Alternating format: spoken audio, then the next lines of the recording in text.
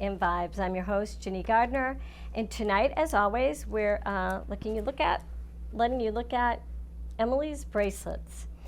Emily has cerebral palsy. She donates the proceeds after making these bracelets to the Special Olympics. I hope you'll check out her Facebook page, Emily's Bracelets. And tonight, my guests are Dr. Dom Amara and Jimmy DeStefano, President of the Italian American Alliance. And we are here talking about all things Italian and Christopher Columbus. So welcome, gentlemen. I'm glad you could join us. Thank you for having us. Let's talk a little bit first about Dr. Frank Mazzaglia. Just quickly, he passed about 6 or 7 weeks ago, and now you two gentlemen have been pulling the weight to keep our fabulous organization positive and going strong and continuing the membership. So talk a little bit about Dr. Frank, just to start. First of all, Dom and I are carrying the torch, but you could never replace all the work that Frank did. He just he was incredible. He did everything. Fabulous writer, and he just had a great love for the Italian heritage, and it showed in everything he did. Yeah, Frank's a tough act to follow. Yeah. He was a great researcher, and I think as you said, he had a lot of courage, because I've seen him go up against some tough audiences and some tough critics. He was really quite a courageous man. He did have his faults. He argued with me a lot, and he always won. I always deferred to greater intelligence and to and to people who can get angry at the drop of a hat because I don't agree with them. But Frank was a great intellect and a great. He was dedicated to what he believed was true, and that was that the icon of Christopher Columbus should be preserved, and that Italian heritage should be supported. I think those are the two things that drove him. He was a fair man.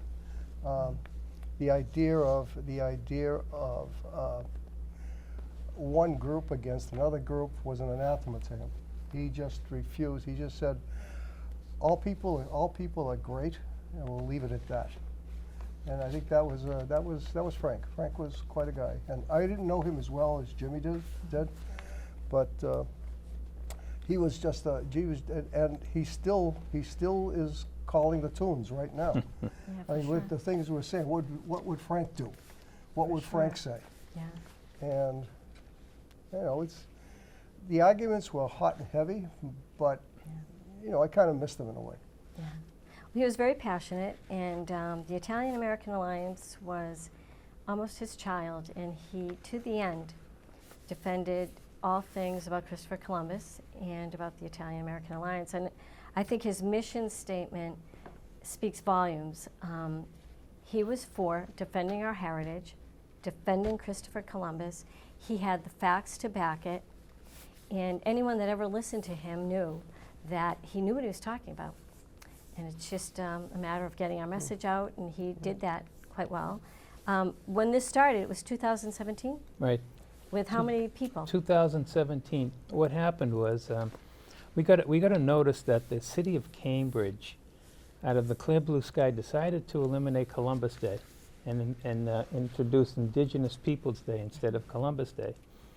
And without any public interference, without any public coming to the meetings and speaking about it, they just did it. They just voted unanimously at their city council. When we heard about it, we were kind of shocked, and we asked the mayor and the city council people to come to a meeting.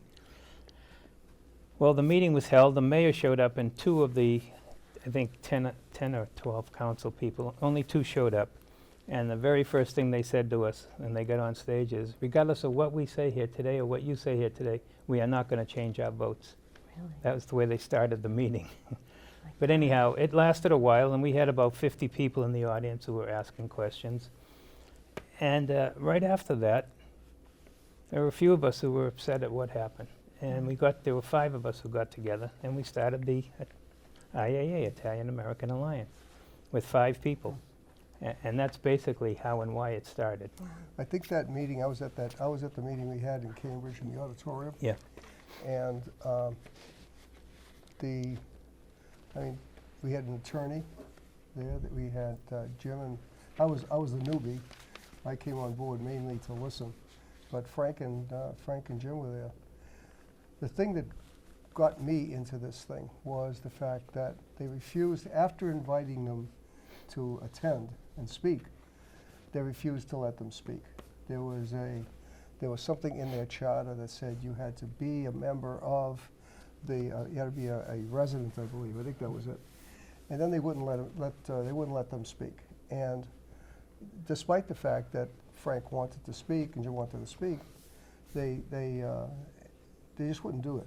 And the thing that really angered me was that many in the audience started to laugh at us. Really? The fact that we just wanted to say something and we were constantly being shut out. And they laughed at us. Now, I don't think there's a better way to get people angry enough to get something going. And that's essentially when I started to get involved in this. The fact that they were laughing at us. That was a Brookline. That was Brookline. I'm sorry, that was Brookline. Not That was a Cambridge. Brookline That was a one. Yeah, Brookline. Brookline one. When we found out Brookline was going to do the same thing, we went to their town meeting. And originally, I spoke to the commentator, and he said to me, yes, you can have 3 minutes each. There'll be 3 of you who can speak. And we did have one speaker go up there. When the second one went up, they said, that's it, you're all done. We don't want to hear any more. And as Dom said, they made a mockery of us, seriously. It was just terrible. It was Yeah. terrible. So that's when the alliance was formed. Pretty And much, then, yeah, because of those issues, Because of yeah. that. Yeah. The alliance was, I got onto the alliance late, relatively late. They had already decided to do this. I think you had about 8, when I showed up, there was about 8, 10, 12 people. on it, Yeah. whatever. Started with 5, and after the first year, I think we had 55. Oh Yeah. my gosh. And But- now but 7,000. Now we have over 7,000. 7,000 members. It's an amazing But organization. there's a lot to be said in between that, because there was a lot of disappointments and there were a lot of, you say, where are we going with this and what are we doing? And we had some really diehard supporters in the group, and they kept it going. Otherwise, it would have absolutely faltered. And we're growing and we're growing and we're growing in different directions. And I think it's not just numbers. We're growing in numbers, but it's growing more than in numbers. We're growing in knowledge and ideas and connections. Yeah. So the numbers alone, it's one thing, but it's the fact that we're starting now to understand how this game is played. Right. And we didn't know this. We didn't know how well organized the opposition was. Well, yeah, they've got a lot of money They've got behind them. lots of money. And they're well organized. Well-trained, they had well-trained operatives. That's what I was going to ask you. When you first started, I mean, it was only 4 years ago, but I feel like then you were trying to educate people as to the truth about what really happened, as opposed to the myth in what they're teaching these kids in school now. And I kind of felt we were trying to educate them by giving them the tools, debunking Howard Zinn, Mary Grabar, Carol Delaney, now this book. We were providing them, thinking we were providing them with tools, when in actual fact, they've sort of turned it, and I know at the last meeting that I attended, we were no longer just uneducated people, how they refer to us. We became white supremacists and racists because we were defending Christopher Columbus, and I think that trend is very dangerous, Yeah, very absolutely. dangerous. And Frank knew how to handle that, though.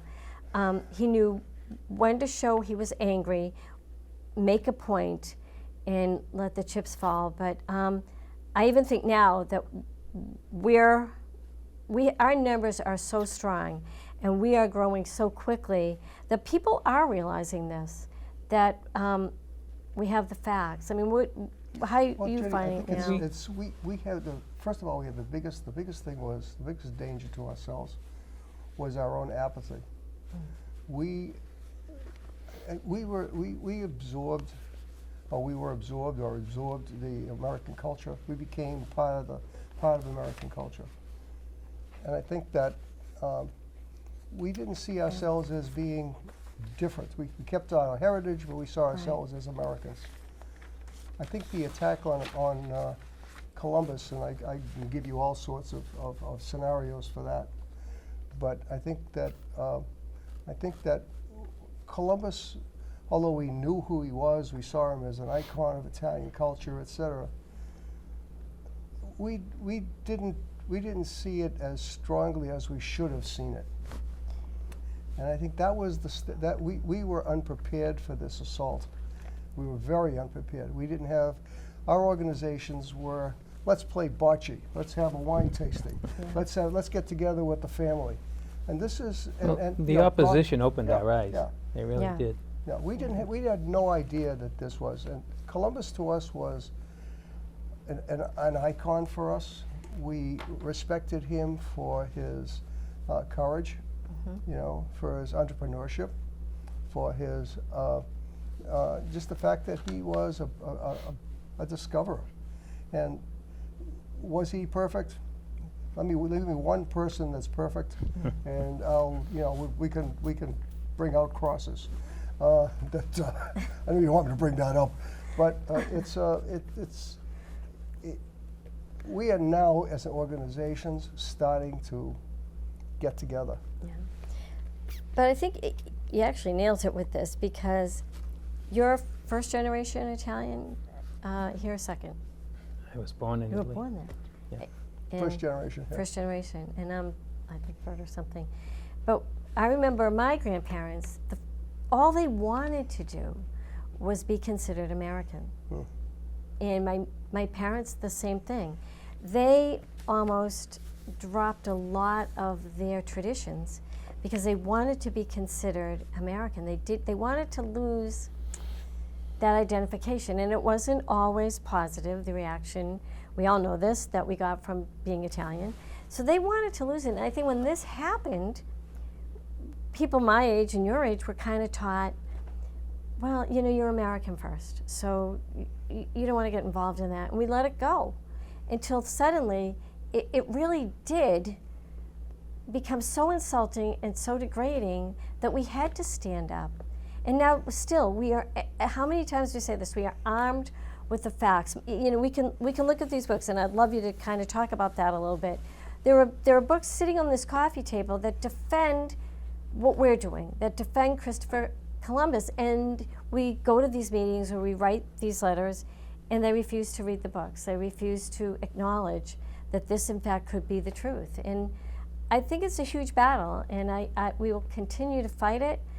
But and we have an army now. That's the other thing. Well, everybody in our organization still thinks we're Americans first, okay? Yeah. But we do defend our heritage and Yeah, our culture. Yeah. What this gentleman Howard Zinn did was destroy the last couple of generations with his lies, his untruths, or whatever you want to call them, myths, as you said. Yeah. And he's been debunked by so many people that, but we can't get the school systems and the rest of the generations to go back and look at what he did and how bad his writings were. Yeah, Zinn had a philosophy, and he made his writing fit the philosophy. Marxist. He was a Marxist, unabashed Marxist, and he made his writings fit the philosophy. And he, as a researcher, and Mary Graver brings it out, one of his great faults was the fact that he cited his own work to prove what he was saying, which is unheard of, and nobody brings that up except Mary did. But he got away with it. And they get away got with away it. with And the it. reason they get away with it is, if you go through your computer and you look at Columbus, you'll find a lot of negative. Most of it, in most modern, up-to-date literature, will say he did this and this is all negative. Right. But they have the money and the connections to make that happen. We don't.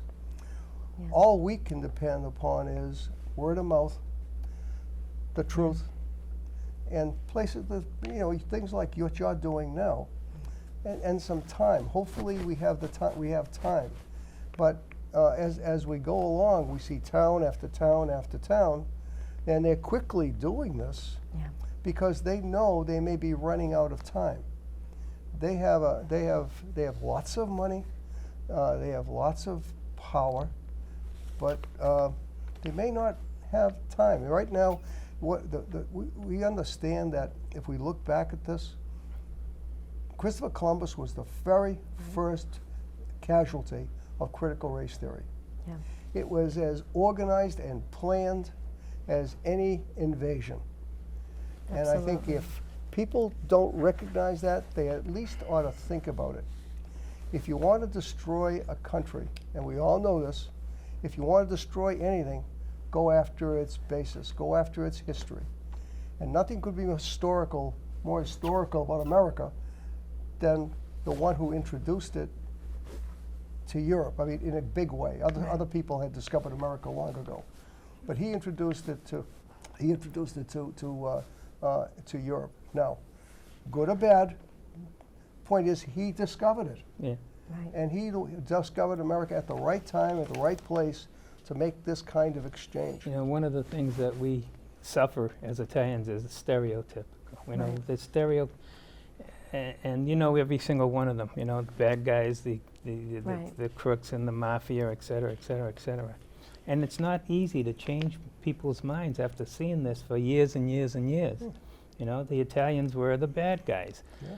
This recent, because of one of the reasons, because of IAA, we've got every Italian organization in the Commonwealth of Mass behind us, with us. We've got multiple organizations as part of IAA, and this is how we're going to fight it. Because in the past, Italians never stuck together. Right. If you came from Sicily, you were an Italian. If you came from Rome, you were a different Italian. Yeah. Of course, the country itself is brand new. I mean, it's only a few hundred years old, so they just became a republic. So, But yes. in a way, we're not just fighting, these boards, these school boards and the city councilors. We're also fighting Hollywood, because Hollywood has never missed an opportunity with either kids in the children's movie. If you look at these children's movie, and I hate to name a specific brand, but you'll notice that all the bad guys have an Italian accent. always. Shark Tales was a big one, probably about 20 years ago. They did a movie, and they were going to use it as a teaching tool in the schools, Shark Tales. So I think back 20 years ago, one of the only organizations was the Sons of Italy, of course, and then the Italian-American One Voice Coalition, and they started a movement, which got me involved in this. But we're up against not just these school boards. We're up against this huge movement, as you mentioned, Dr. Amara. We're up against Hollywood. We're up against the stereotypes. And it didn't necessarily start with the Italians or Christopher Columbus. I mean, they took shots at the Holy Family. They had art that they called art, which was Jesus Christ in urine, and called that art. Then they moved on to the poor Jewish people they're still under attack. And every avenue they could take, they found a way to do this, and along the way they were eliminating our history. Yeah. And I think if everyone doesn't get involved in it, you don't have to be Italian. You have to look around and see what they have done to our history, everyone's history Let me here. bring up the point. I think this brings up a point, is the fact that America is a diverse country. We are diverse. Pick a nationality, pick a ethnicity, they're here. Right.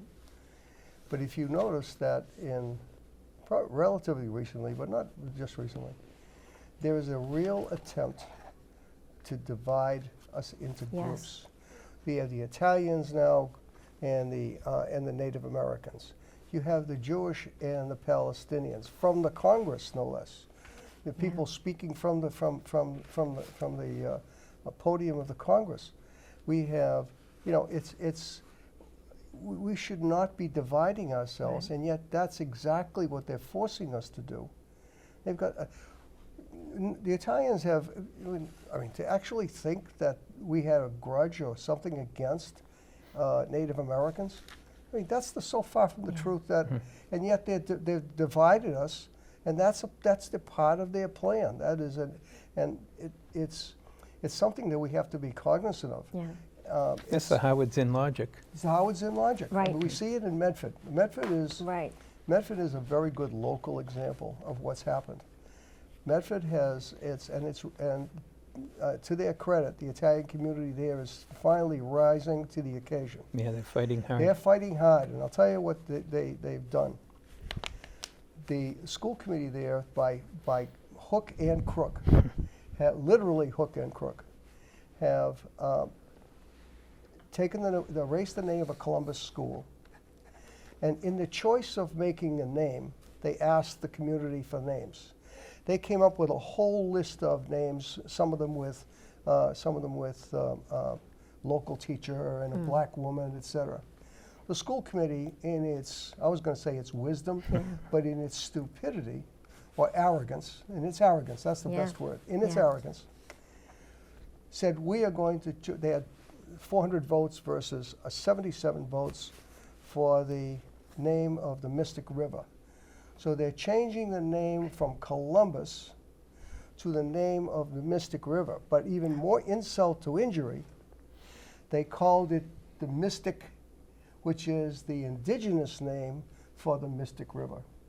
So what they've done is they've literally, and I want to say, at least, they've stuck their finger up in the eye of the Italian community and said, this is going to be an indigenous name whether you like it or not. Yeah, exactly. And they have no, but the other piece that's come out of this, kind of relate to what you said, is that what happened as an anti-Columbus thing has now turned into an anti-Italian thing. Right.